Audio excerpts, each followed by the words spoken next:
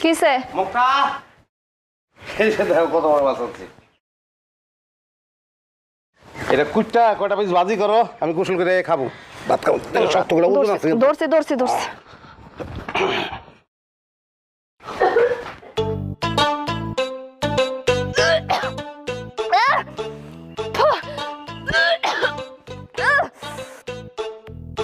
আর এমন সুন্দর মাছটা এইভাবে উঠারে ভালো রাখছ।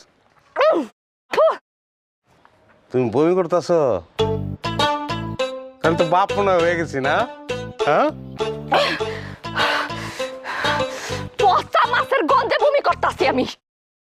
মাছের গন্ধে যদি বাপ পৌঁছাইতে তাহলে তুই ছিলই। আমি দেখছি তোমার বমি করতেছো। কপালে নাই ঘি ঠক ঠকে লইব কি? বাপ হইতে না কপাল লাগে।